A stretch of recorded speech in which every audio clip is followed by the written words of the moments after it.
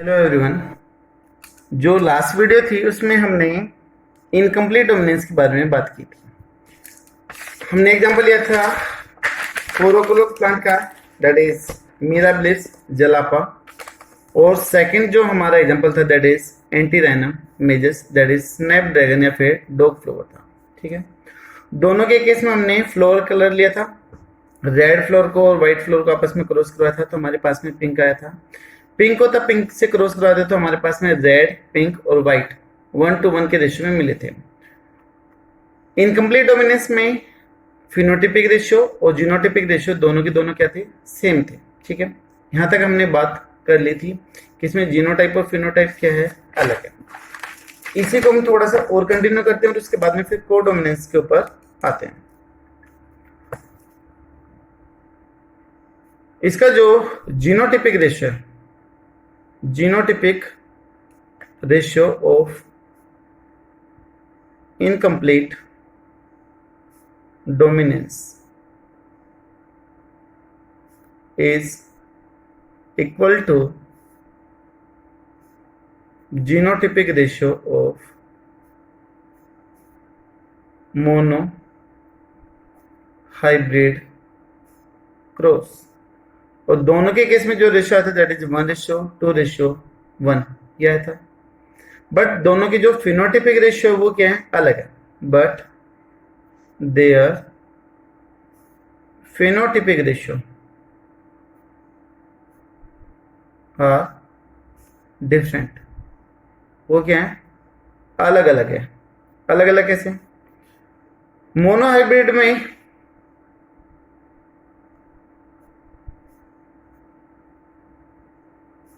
जो phenotypic ratio था कितना था बताइए, दैट वाज 3:1। और यहां पर जो इनकम्प्लीट डोमिनेंस की हम बात कर रहे हैं, इनकम्प्लीट डोमिनेंस के केस में फिनोटिपिक रेशियो जो आ रहा है वो है दैट इज 1:2:1। दोनों के केस में कैसे हो गया, अलग हो गया यहां पर। और क्या डिफरेंस है मोनोहाइब्रिड क्रॉस और इनकम्प्लीट डोमिनेंस में, ये पॉइंट थोड़ा ध्यान से देखिएगा। हम बोलते हैं कि जो मेंडेलियन जो जेनेटिक्स थी that was about the qualitative. जो मेंडेलिज्म है वो क्वालिटेटिव के बारे में बात करती है। मेंडेलियन जेनेटिक्स डील अबाउट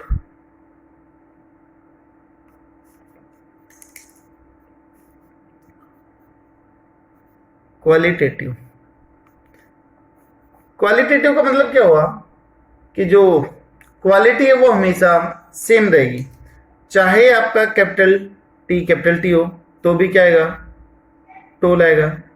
चाहे कैपिटल टी स्मॉल टी हो तो भी क्या आएगा, टोल ही आएगा।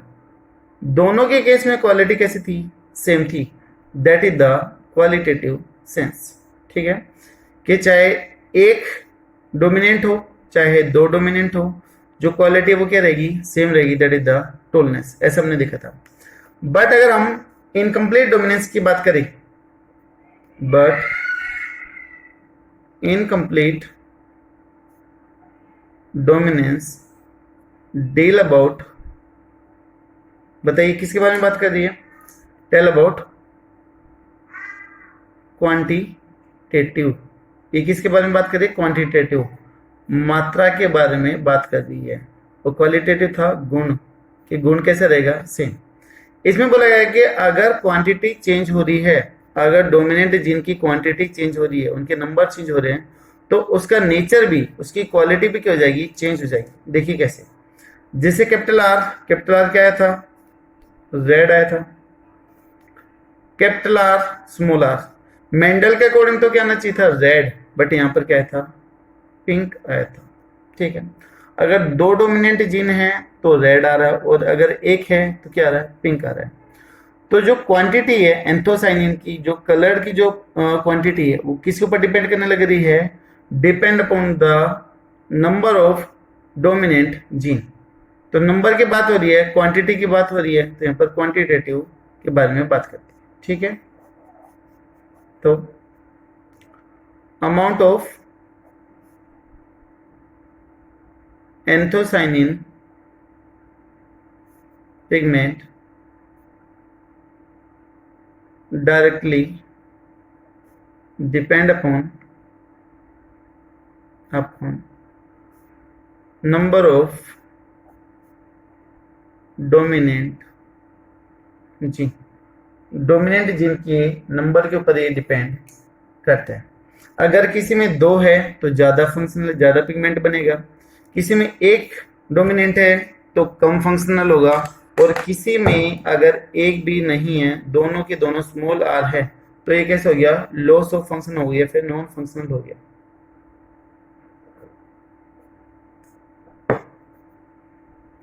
लॉस ऑफ फंक्शन या फिर नॉन फंक्शनल हो, ठीक है। तो ये था।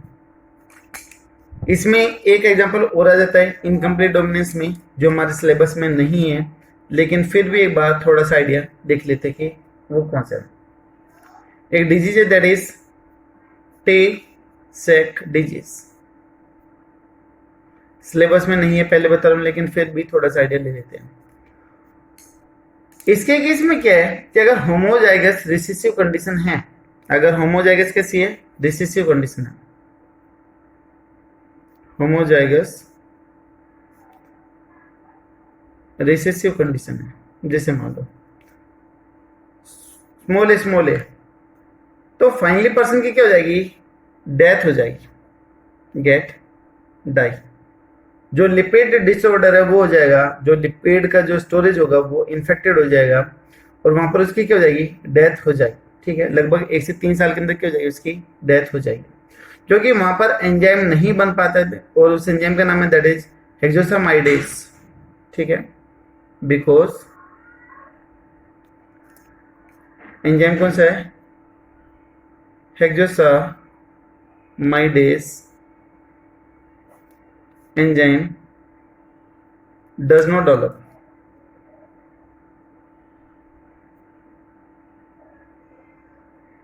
and fat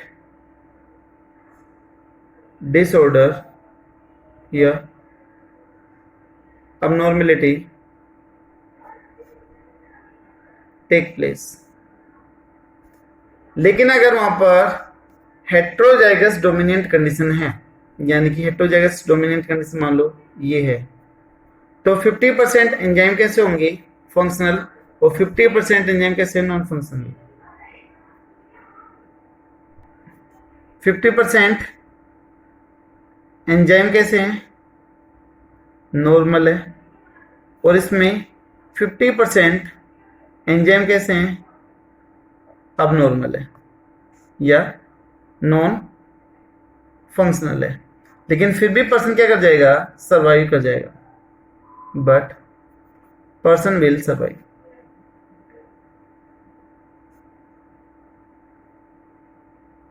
ठीक है। इसके केस में लेस देन 50% एंजाइम चाहिए होते हैं एक पर्सन को नॉर्मल एक्टिविटी करने के लिए, वो यहाँ पर इजिली बन जाते हैं, तो यहाँ पर ये इजिली सर्वाइव करेगा। तो ये हुआ हमारा इनकम्प्लीट डोमिनेंस, जो बोर्ड एग्जाम और कंपटीशन एग्जाम दोनों के लिए काफी जरूरी है। इनकम्प्लीट में हमने ये बोला कि एक जो जीन है वो फंक्शनल है और एक टोटली कैसा है, इनफंक्शनल है, नॉन फंक्शनल है। तो दोनों के एक साथ आने से जो फिनोटाइप आएगी वो दोनों पेरेंट्स का कॉम्बिनेशन बन के आएगी। ठीक है, जैसे रेड और व्हाइट हमने क्रॉस किया था तो पिंक निकल के आया था, तो रेड भी आ रहा था और पिंक दोनों को मिलाया तो क्या आ गया, रेड और व्हाइट को मिलाया तो क्या आ गया, पिंक आ गया। तो जो F1 प्रोजेनी का जो फिनोटाइप था वो दोनों पेरेंट्स से क्या होगा, अलग अलग होगा। ठीक है, तो इसलिए इसको इनकम्प्लीट डोमिनेंस बोला गया कि कोई भी चीज फुली डोमिनेंट नहीं है, पार्सली क्या कर रही है, वो डोमिनेंस को शो करने लग रही। ठीक है, इसके बाद में जो दूसरा काफी इंपॉर्टेंट टॉपिक हमारा दैट इज को डोमिनेंस। काफी इंपॉर्टेंट है, बोर्ड एग्जाम लगा लो चाहे कोई भी कंपटीशन एग्जाम लगा लो, यहाँ से क्वेश्चन लगभग बनते हैं। ठीक है, तो दूसरा हमारा जो मेन टॉपिक आ जाए दैट इज को dominance.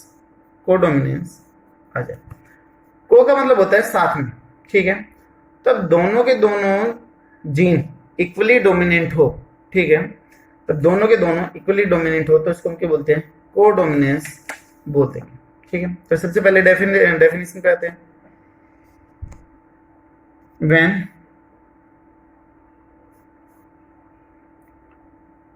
F1 hybrid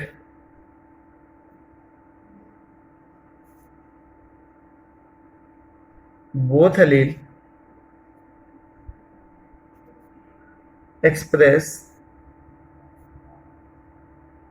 themselves equally, तब F1 हाइब्रिड में यानी कि दोनों पेरेंट्स को क्रॉस करने पर जो आया है F1 हाइब्रिड हो गया, उसमें दोनों के दोनों एलील कैसे होंगे, इक्वली एक्सप्रेस करेंगे। And there is no mixing of both allele, यहाँ पर दोनों एलील का जो रिजल्ट होगा या फिर जो इफेक्ट होगा वो मिक्स नहीं करेगा, जैसे कहां पर हो गया था, इनकम्प्लीट डोमिनेंस में हो गया था। And there is no mixing of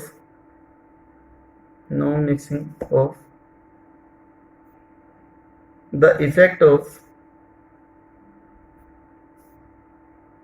both allele, या अगर सिंपल सी डेफिनेशन लिखना चाहे तो ये बोल सकते हैं when both alleles are equally effective and show equally effective या फिर equally dominance भी कर सकते हो चाहे आप, equally dominance and show their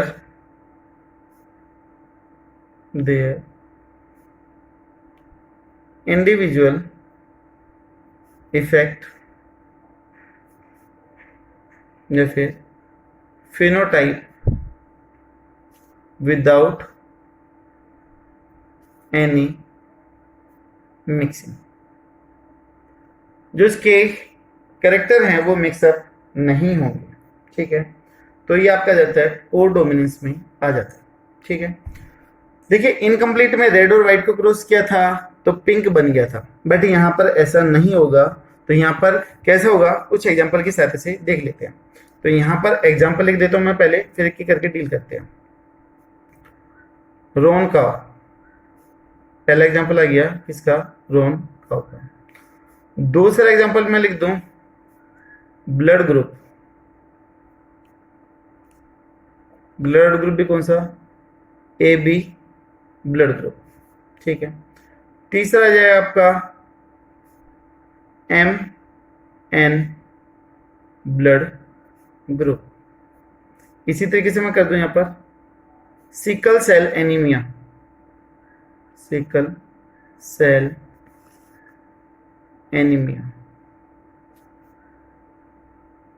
ठीक है, ये अलग है। इनमें से एक दो एग्जांपल देखते हैं जो मेन है। सबसे सिंपल पहले मैं ले लेता हूं रोन काउ का ले लेता हूं।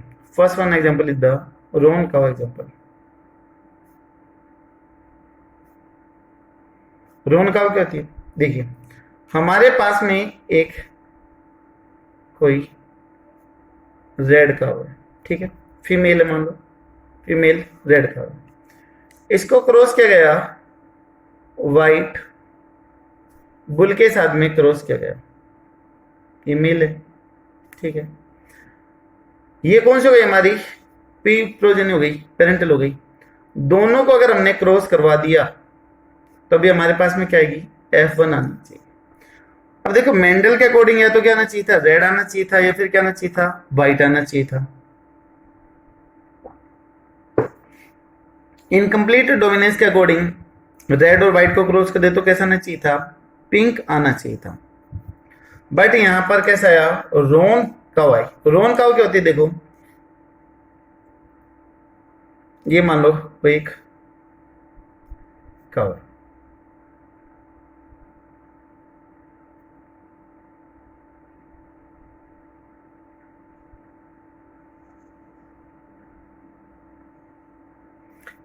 काउ अलग तो नहीं रही है, लेकिन आप मान लेना के काउ, ठीक है। अब इसकी बॉडी कैसी है, वाइट है, लेकिन वाइट बॉडी के ऊपर कहीं कहीं पे आप देखते हो कि रेड कलर के पैचेस दिखाई देते हैं, या फिर ऐसा होता है कि रेड कलर की काऊ होती है और उस पर व्हाइट कलर के पैचेस दिखाई देते हैं आपको। तो ऐसा तो नहीं है कि दोनों के क्रॉस करने से पिंक कलर निकल के आ रहा हो, पिंक काऊ आ गई हो, ऐसा तो नहीं हुआ। तो जिसके केस में रेड भी अपना इफेक्ट दिखा रहा है और व्हाइट भी अपना इफेक्ट दिखा रहा है, व्हाइट भी आ रहा है, कैरेक्टर तो मिक्सअप नहीं हुए, दोनों के दोनों कैसे हैं, अलग अलग हो गए। तो दिस वन इन्होंने द कोडोमिनेंस कंडीशन, ये क्या जाएगी आपका कोडोमिनेंस कहलाएगी। आप कैसे कर सकते हैं देखिएगा, रेड के अंदर जीनोटाइप क्या हो जाएगी, कैपिटल आर कैपिटल आर। जो व्हाइट है उसमें क्या हो जाएगी, हम स्मॉल आर नहीं लेंगे, हम यहाँ पर लेना चाहो तो ले सकते हो, कोई दिक्कत नहीं है, अपने कंफर्ट के हिसाब से हम डब्ल्यू ले लेते हैं, ठीक है। यहां से क्रॉस हुआ तो जो ये रोन का आई उसमें क्या आ गया, आर डब्ल्यू आ गया, ठीक है। अगर मान लो हम तीसरे स्टेप भी करें, मेंडल वाला क्रॉस कर दे कि यानी कि सेल्फ क्रॉस, ऐसे ही किसी रोन काउ को हम रोन काउ के साथ में क्रॉस कर दे, ये कौन सी काउ हो गई, that is the roan cow जिसके अंदर पैचेज होते हैं। और मैं इस रोन काउ को दूसरे किसी रोन काउ के साथ में क्रॉस कर दूं तो वो कहलाएगा सेल्फ पोलिनेशन, नहीं होगा इस बार, क्या होगा, क्रॉस। पोलिनेशन होता है प्लांट में, एनिमल में होगा क्रॉस होगा। तो रोन काउ को रोन काउ से क्रॉस कर दिया तो आर डब्ल्यू, यहाँ पर आर डब्ल्यू क्रॉस करेंगे तो कौन सी जनरेशन आएगी, F2 जनरेशन आएगी। F2 जनरेशन निकालने के लिए हम क्या कर सकते हैं, वही पुनीत स्केल बॉक्स का यूज कर सकते हैं, सिंपली आप इसका यूज कर सकते हैं। आर डब्ल्यू ये लिख दिए, आर डब्ल्यू इधर लिख देते हैं, तो हमें आने वाली जनरेशन में रेड भी मिलेगी, दो रोन भी मिलेगी और हमें वाइट भी मिलेगी। तो यहां पर भी रेशियो आपका 1:2:1 आ रहा है। फिनोटिपिक लगा लो चाहे जीनोटिपिक लगा लो, बट यहाँ पर आपके सामने ही है कि कैरेक्टर मिक्सअप नहीं हुए हैं, रेड अलग है व्हाइट अलग है। जबकि इनकम्प्लीट डोमिनेंस में रेशियो सेम था बट कैरेक्टर मिक्सअप हो गए तो क्या था, पिंक कलर आया था। तो ये पहला एग्जांपल हो गया, that is of the roan cow जो को डोमिनेंस को शो करता है, ठीक है। दूसरा एग्जांपल काफी जो इंपॉर्टेंट है वो आपको मैं समझाता हूँ, कॉम्पिटिटिव एग्जाम को लेके बहुत ज्यादा इंपॉर्टेंट है, that is blood group, AB blood group के बारे में हम बात कर लेते हैं। सेकेंड एग्जांपल आ जाएगा आपका, that is AB blood group.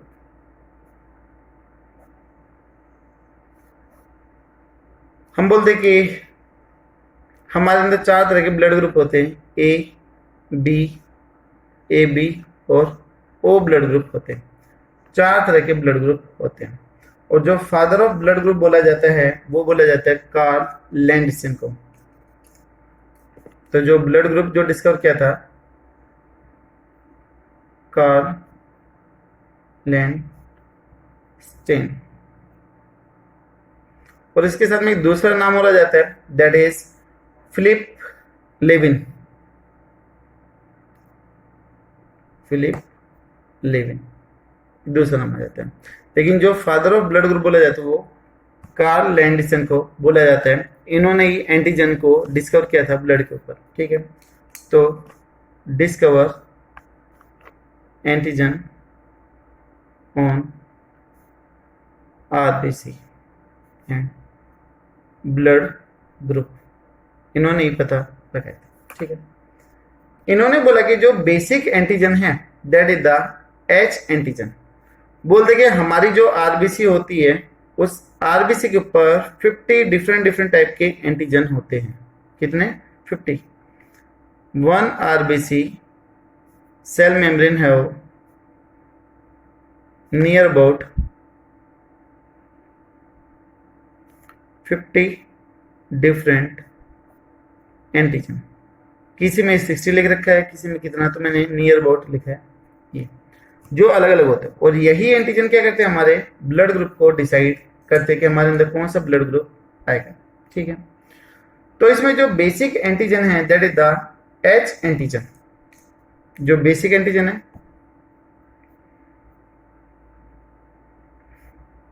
Basic antigen is H antigen. उसके ऊपर कौन सी शुगर अटैच होगी, फिर उसके अकॉर्डिंग वहां पर डिफरेंट डिफरेंट टाइप्स निकल के आते हैं, लेकिन जो बेसिक है वो है आपका H एंटीजन है। और ये जो H एंटीजन है या फिर जो ये सब्सटेंस है, ये खुद 3 शुगर मॉलिक्यूल से बना हुआ है। बेसिक एंटीजन या फिर substance consist of 3 sugar molecule, 3 different sugar molecule। 3 sugar molecule कौन कौन से हैं? गैलेक्टोज, कंपटीशन एग्जाम के लिए गैलेक्टोज। दूसरा आपका N acetyl glucosamine, N acetyl glucosamine दूसरी हो गई। तीसरी आपकी जो शुगर है दैट इज द फ्यूकोज।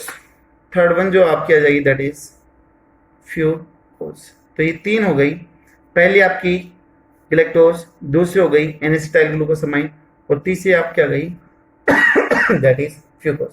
ठीक है, स्टार्टिंग में रहते हैं आपका गैलेक्टोज और एन एसिटाइल ग्लूकोसामाइन रहते हैं, फिर इनके साथ में जुड़ जाता है और बन जाता है आपका ये। तो यहां पर मैं लिख रहा हूं स्टार्टिंग में रहता है आपका गैलेक्टोज प्लस में एन एसिटाइल ग्लूकोसामाइन, तो शॉर्ट में कर देता हूं मैं ये। फिर बाद में यहां पर जुड़ जाता है क्या, फ्यूकोज जुड़ जाता है, तो एक बेसिक शुगर मॉलिक्यूल बन जाती है। सबसे जो नीचे रहेगी वो रहेगी आपकी फ्यूकोज। उसके बाद में इसके साथ में अटैच रहेगी यहां पर दैट इज गैलेक्टोज, और फिर यहां पर रहेगा आपका एन एसिटाइल ग्लूकोसामाइन। ठीक है, ये तो ये जो आपकी स्ट्रक्चर बनी है, ये जो कंप्लीट स्ट्रक्चर बनी है यहां से लेके यहां तक की complete, that is H antigen या फिर H सब्सटेंस है जो बेसिक है। इसके ऊपर कौन सी शुगर अटैच होगी इधर, उसके अकॉर्डिंग ब्लड ग्रुप हमारा क्या होता है, डिसाइड करता है। ठीक है, तो कैसे डिसाइड होगा वो चीज हम यहाँ पर देख लेते हैं एक बार, कि ये आरबीसी के ऊपर प्रेजेंट है and this one is the, लिख लेते हैं H substance present on RBC membrane, और आरबीसी की बाहर वाली साइड पर प्रेजेंट होगा, आउटसाइड प्रेजेंट होगा। और ये शुगर सब्सटेंस है और लिपिड के साथ में अटैच होके ग्लाइकोलिपिड की फॉर्मेशन कर देते हैं। ठीक है, तो these sugar molecule get bind with lipid and make glycolipid. ये क्या है, ग्लाइकोलिपिड नेचर के हैं। ठीक है, तो इसका जो टर्मिनल शुगर ग्रुप होगा वही ब्लड ग्रुप को डिसाइड करते हैं। तो नेक्स्ट पॉइंट कर लेंगे, terminal sugar group decide blood group. ये हो गया H।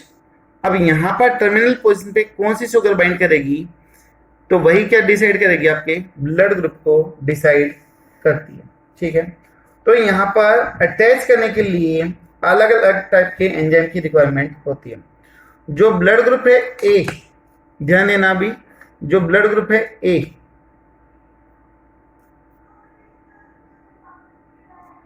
तो उसकी जीनोटाइप के लिए वहां पर जीन होगा IA ये होगा, या फिर ये कंडीशन हो सकती है। ठीक है, होमोजाइगस या हेटेरोजाइगस ये कंडीशन हो सकती है। और ये जो IA जीन या फिर अलील है वो एक एंजाइम प्रोड्यूस करेगा, that enzyme name is the N acetyl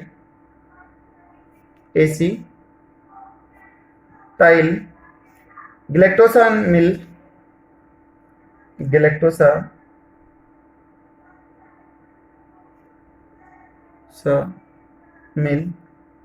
transferase. ठीक है, जो इस H सब्सटेंस के ऊपर एक शुगर ऐड करेगा and that sugar name is, यहां पे मैं शुगर लिख रहा हूं कि कौन सी शुगर ऐड होगी, नेम ऑफ शुगर। ये हो गया इधर आपका अलील और एंजाइम, ये एंजाइम की नेम है, लेकिन शुगर कौन सी ऐड करेगा वो देखिएगा।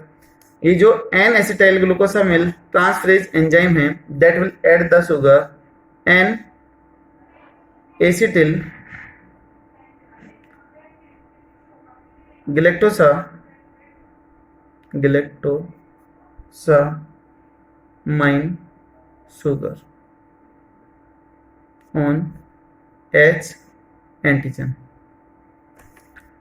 जैसे मान लो आप कुछ ऐसे समझिएगा, ये है आपका H एंटीजन है, कौन सा ये H एंटीजन है। इस एंजाइम ने एन एसिटिल ग्लूकोसामिल ट्रांसफरेज ने इसके ऊपर एक ऐसी शुगर ऐड करवा दी, ठीक है। शुगर कौन सी हो गई, ये शुगर हो गई आपकी that is N acetyl glucosamine, sorry galactosamine. और अब जो ये पूरा का पूरा एंटीजन बन गया that is the A antigen, यानी कि ये ए ब्लड ग्रुप बनाएगा। आई थिंक शायद क्लियर होगा कि ए ब्लड ग्रुप बनाने के लिए यहाँ पर अलील चाहिए या फिर जीन चाहिए ए, जो ये एंजाइम बनाएगा। This one is the enzyme.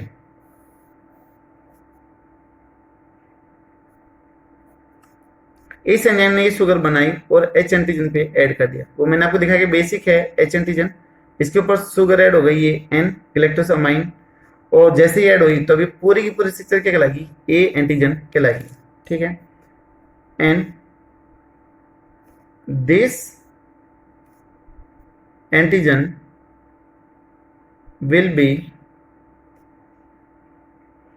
responsible for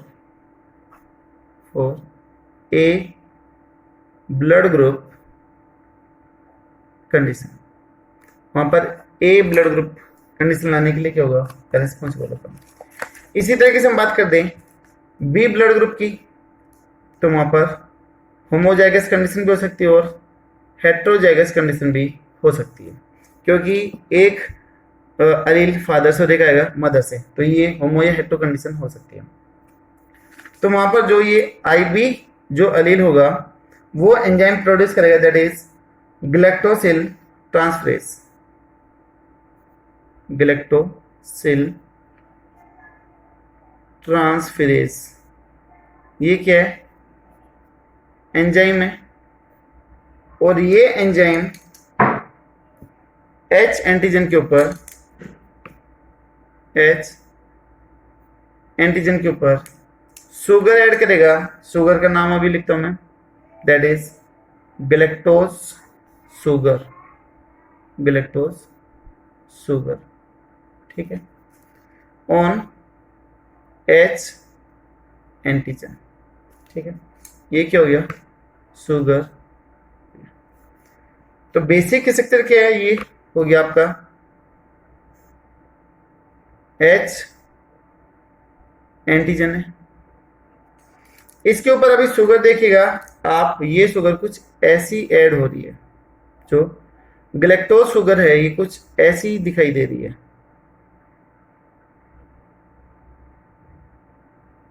तो this one is the galactose, और दोनों ने मिलकर क्या बना दिया, बी एंटीजन बना दिया, ठीक है। और ये जो बी एंटीजन है वो किसके लिए रेस्पॉन्सिबल होगा, for the B blood group.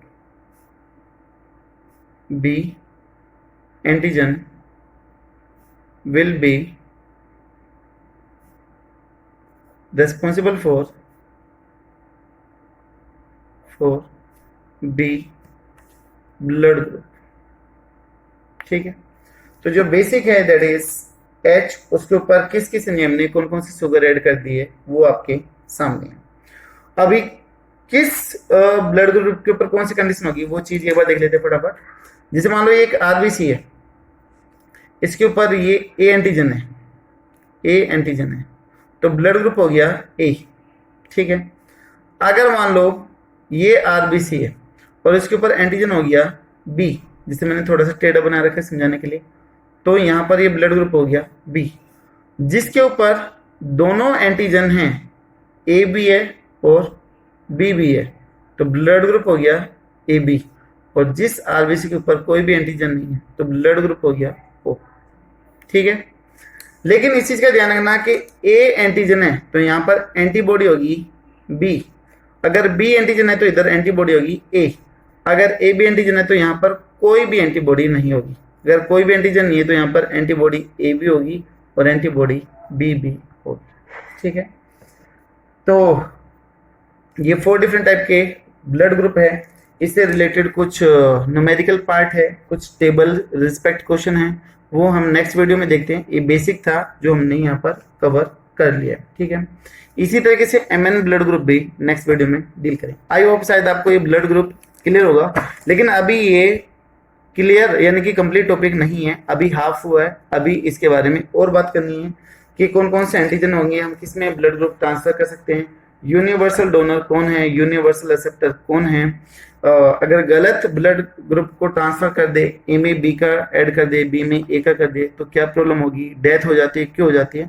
वो सारे क्वेश्चंस का आंसर हम नेक्स्ट वीडियो में देखते हैं, जो ब्लड ग्रुप के ऊपर ही बेस्ड रहेगी, या फिर जो ब्लड ग्रुप है वो कोडोमिनेंस का एग्जांपल है तो कोडोमिनेंस के ऊपर ही बेस्ड होगी। आई होप शायद आपको अच्छी लगी वो video. Thank you so much.